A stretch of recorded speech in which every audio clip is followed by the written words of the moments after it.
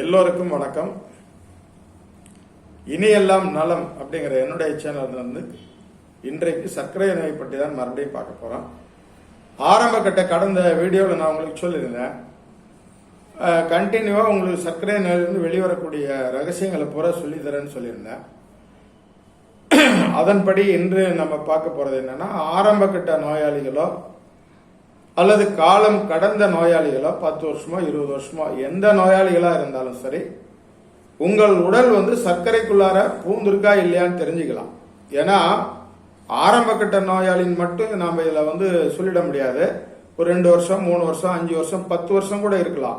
சிலருக்கு வந்து அந்த உடல் வந்து கண்டிஷனாவே இருக்கும், கண்டிப்பாக இருக்கும், அது சந்தேகமே கிடையாது. நிச்சயமா இருக்கும், அதுல எந்த சந்தேகமும் கிடையாது. இந்த சர்க்கரை நோயை பொறுத்தவரை உடனடியாக எந்த தொந்தரவுகளும் எப்போதும் வராது. குறைந்தபட்சம் 10 to 15 வருடம் கடந்த பின்னர் தான் அதனுடைய அந்த இதெல்லாம் தெரியும், பாதிப்புகள்லாம் அப்பதான் அறிகுறிகளா தெரியும். அது வரைக்கும் நமக்கு டைம் நிறைய இருக்கு. இப்ப ஆரம்ப கட்ட நோயாளிகளோ, இப்ப நான் இந்த வீடியோவில் உங்ககிட்ட நான் சொல்றது அதுதான் அப்ப சொல்ல போறேன். ஆரம்ப கட்ட நோயாளிகளோ அல்லது 10 வருடம் கடந்த நோயாளிகளோ இந்த சிம்டம், இந்த அளவீடு இருக்கான்னு முதல்ல பாருங்க. இப்ப பொதுவாகவே என்னன்னா, நீங்க லேபுக்கு போனீங்கன்னா ஒவ்வொரு லேப்ல ஒவ்வொரு மாதிரி அந்த ரிசல்ட் கொடுப்பாங்க. எப்படின்னா, பாஸ்டிங் வந்து 110 வரைக்கும் சொல்லுவாங்க, போஸ்ட் பேரண்டில் வந்து 160 அதாவது 160 வரைக்கும் சொல்லுவாங்க. இந்த இடைப்பட்ட நேரத்தில் அதிகமாகக்கூடிய சர்க்கரை, அதாவது தேங்கி நிற்கக்கூடிய சர்க்கரை ஒன்று சிறுநீரில் வெளியே போகணும் அல்லது உடல் எடுத்துக்கணும். இது ரெண்டும் போக இருப்பு சர்க்கரைங்கிறது தான் அந்த 50 எப்பவுமே இருக்கும், அது எப்பவுமே இருந்து ஆகணும். ஏன்னா அந்த 4% வரைக்கும் அது இருக்கும். HbA1c வந்து 4% இருக்குன்னா உங்களுக்கு வந்து சுகர் வந்து 60 மில்லிகிராம் இருக்குன்னு அர்த்தம். 60 மில்லிகிராம் எப்பவுமே பாடியில இருக்கணும். இந்த அளவீடு தான் மிக மிக மிக முக்கியமானது. இப்ப இது தேங்கி நிக்குதா அதிகமாகுதா அதெல்லாம் தேவையில்லை. இப்போ ஒரு உதாரணத்துக்கு நான் சொல்லிடுறேன். உங்களுக்கு வந்து ஃபாஸ்டிங்ல வந்து 110 இருக்கு, போஸ்ட் பேரண்டில் 160 இருக்கு. ஆனால் சர்க்கரை நோயாளின்னு நீங்க வந்துட்டீங்கன்னா, ஒரு ஃபுல் மீல்ஸ் சாப்பிட்டீங்கன்னா 2 மணி நேரம் கழித்து பார்த்தா 180 வரைக்கும் இருக்கலாம்.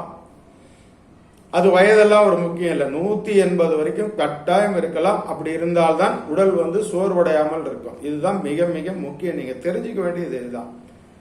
மற்றபடி நீங்க கருவேப்பிலை ஜூஸ், பாவக்காய் ஜூஸ் எல்லாம் குடிச்சு ஒருபோதும் இதுல இருந்து வெளியே வர முடியாது. நான் தான் சொல்றேன், மற்ற வியாதிகளுக்கும் இந்த சர்க்கரை நோய்க்கும் மிக பெரிய, அதாவது கோடி மடங்கு வித்தியாசம் இருக்கு.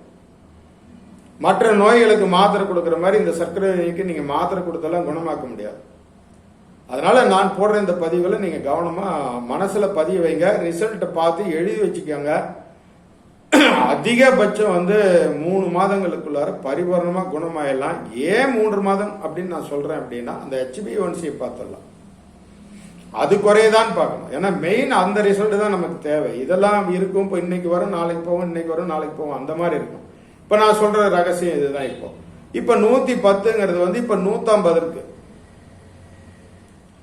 அப்ப 150 இருந்தால் ஃபாஸ்டிங் 150, போஸ்ட் பேரண்டில் 200 இருந்தால் நீங்கள் சர்க்கரை நோயாளி அல்ல. இதுதான் மிக முக்கியம். இந்த இடத்துல தான் நீங்க யோசிக்கணும். சரி, இப்போ 250 இருக்கு ஃபாஸ்டிங்ல, 300 இருக்கு போஸ்ட் பேரண்ட் இல்ல, ரெண்டுக்கும் வித்தியாசம் 50 வருது. இப்பவும் நீங்க சர்க்கரை நோயாளி இல்ல, இது ரொம்ப முக்கியம். சரி, அதுக்கு அடுத்த கட்டம் வருது. இப்போ 300 இருக்கு, 350 வருது. இது சர்க்கரை நோயானா, இதுவும் சர்க்கரை நோய்க்குள்ளார நீங்க வர முடியாது. இருக்கலாம், ரிசல்ட் இருக்கலாம், பட் சர்க்கரை நோய் அப்படிங்கிற அந்த நோயாளி லிஸ்ட்ல நீங்க வர முடியாது, வராது. அடுத்தது இருக்கு 400, 450. இந்த 50 வித்தியாசம் வந்துகிட்டே இருந்ததுன்னு வச்சுக்காங்களேன், உங்களுக்கு 700 வந்தாலும் கூட நீங்க சர்க்கரையினுடைய தாக்கம் இருக்காது இருக்காது இருக்காது. இவங்க வந்து எளிதா குணமாயிடுவாங்க. இந்த 2 இதுல நீங்க பார்க்க வேண்டிய விஷயம் என்னன்னா, போஸ்ட் பேரண்டில் 50 தான் எகுறுது அப்படின்னா, அப்ப அந்த இருப்பு சர்க்கரையை குறைக்கணும். அப்ப பாடியில தேங்கி நிற்கக்கூடிய அந்த சர்க்கரையை குறைச்சோம்னா, சாப்பிட்டோன்னு ஏறக்கூடிய அந்த சர்க்கரை வந்து தானா குறைஞ்சிடும். இது எப்படின்னா, எரியிற விறகை எடுத்துட்டோம்னா பொங்க போனா அப்படியே அடங்கிடும். இதுதான் வித்தியாசம். இதுதான் உங்களுக்கு உதாரணம். இப்படி சொன்னாதான் உங்களுக்கு புரியும். சரி, இப்ப நான் ஆரம்ப கட்டத்தில் இருக்கேன் சார், இப்பதான் எனக்கு கண்டுபிடிச்சிருக்காங்க, இப்ப 2 மாசம் 3 மாசம் ஆகுது, நான் இன்னும் மாத்திரை எடுத்துக்கல. பட் மாத்திரை எடுத்திருந்தாலும் இந்த வீடியோ பார்த்தா அன்னைக்கே மாத்திரை நிறுத்துங்க. அதை பத்தி பயப்பட துளியும் பயப்பட வேணாம். அன்னைக்கே நிறுத்திடுங்க. நீங்க செய்ய வேண்டிய வேலை என்னன்னா, இப்ப நான் சொல்றது வந்து பிரைமரி, இப்பதான் ஸ்டார்டிங். உங்களுக்கு இந்த நோயாளிகள் வந்து ஒருபோதும் பயப்பட வேண்டியதில்லை. அதாவது 250 300 இருந்தாலும் மாத்திரையோ இன்சுலினோ தேவையில்லை. நான் சொல்றதை பதிய வைங்க. 1 மாதத்துக்குள்ளார உங்களுக்கு நார்மல் வந்துடும். அதாவது 160க்குள்ள வரும், 150க்குள்ள வரும், 140க்குள்ள கூட வந்துடும், 130 கூட வந்துடும். இந்த 3 மாசத்துல உங்களுக்கு 130க்குள்ளார வந்துடும். இப்ப நான் இந்த ரிசல்ட் இப்ப நான் சொல்றேன் உங்களுக்கு. சாப்பிடறதுக்கு முன்னால 150 இருக்கு, சாப்பிட்ட பிறகு 200 இருக்கு. ஒரு கிட்டத்தட்ட 10 நாள்ல அது நார்மல் ஆயிடும். இது எப்படிங்கிறத சொல்லி கொடுக்கறதுக்கு தான் இப்ப நான் உங்களுக்கு பயிற்சி கொடுக்குறேன். இது வந்து மாத்திரை மருத்துவமே இல்லை. இதுல எந்த மருத்துவம் கிடையாது. உங்களை நான் சந்திக்கிறதே இல்லை. இந்த வீடியோவை பார்த்து தான் பேசிட்டு இருக்கேன். இப்ப இதை பார்த்து நீங்க அதை வந்து பயனடைஞ்சல, அவ்வளவுதான். வேற எந்த மாத்திரையோ எந்த குளிகையோ எந்த மருத்துவமோ இந்த நோய்க்கு பலன் தராதுன்னு நான் திரும்ப திரும்ப சொல்லிட்டு இருக்கேன். நீங்க சாப்பிட்டு பாருங்க. அப்புறம் நாளைக்கு கிட்னி போயிடுச்சு, சட்னி போயிடுச்சு, கல்லீரல் போயிடுச்சு, அந்த மாதிரிலாம் வந்துடும். வந்த பிறகு நான் என்ன செய்யணும்? நான் ஒன்றும் பண்ண முடியாது. இது எளிமையாக நீங்க சாப்பிடக்கூடிய உணவுகளில் தான் குணமாகக்கூடிய ரகசியங்களை நான் சொல்லித்தரேன்.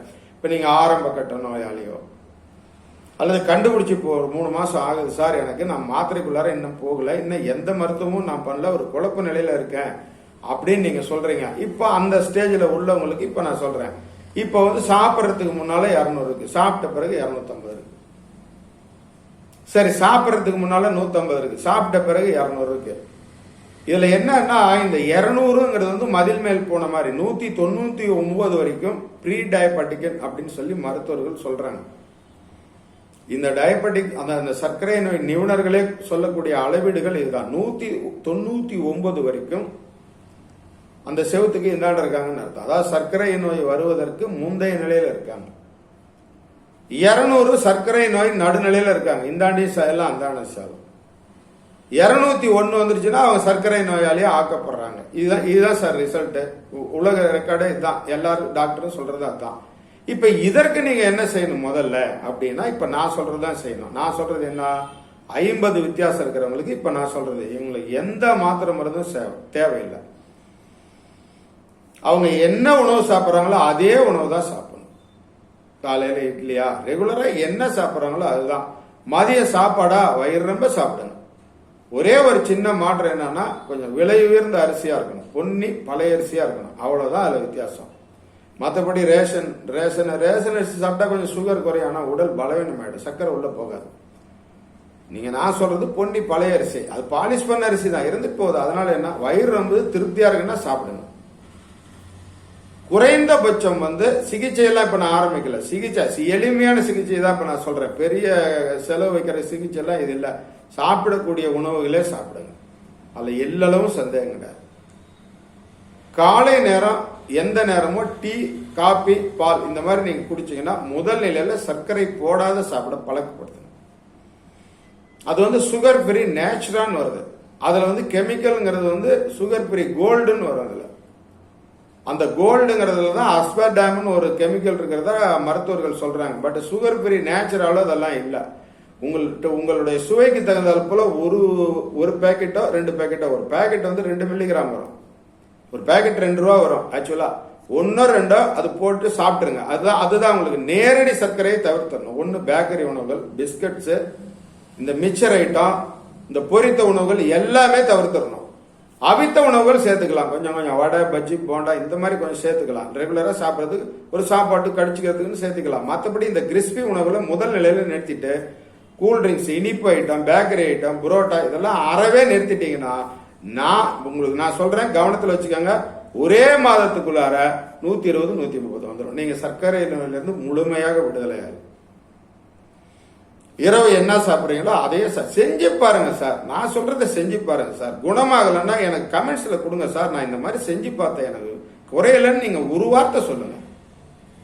அப்புறமா உங்களுக்கு நான் சொல்றேன், அதுக்கு விளக்கம் நான் சொல்றேன். விளக்கம் இல்ல, நீ குணமாயிடுவீங்க, அல்ல எல்லளவு சந்தேகம் கிடையாது. நான் சொல்ற மாதிரி இதை நீங்க செய்யுங்க, அவ்வளவுதான். ஒரே வார்த்தை, அவ்வளவுதான். இதை நீங்க கண்டினியூ பண்ணுங்க. கரெக்டா 15 நாள்ல நல்ல ரிசல்ட் கிடைக்கும். 15 நாள்ல 200 இருக்கிறது வந்து ஒரு 160 வந்துடும்.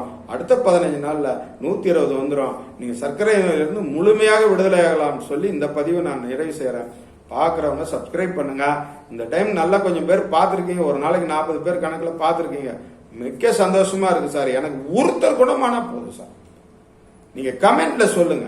நீங்க கமெண்ட்ல சொல்லுங்க சார், எனக்கு இந்த அளவுக்கு இருக்கு, நான் என்ன செய்யணும்னு சொல்லுங்க. நான் இப்படியே இந்த செல்லுலயே உங்களுக்கு நான் பயிற்சி கொடுக்குறேன். நான் நீங்க சாப்பிடுங்க சார். சாப்பிட்ற உணவே சாப்பிடுங்க. எக்காரணத்து முன்னும் திணை, வரகு, இதெல்லாம் குதிரைவாளி இதெல்லாம் சேர்த்தாதீங்க. இது வந்து சிறுதானிய உணவுகள் ஜீரண மண்டலத்துல குழப்பத்தை உண்டாக்கி உண்டு இல்லைன்னு பண்ணிடும்.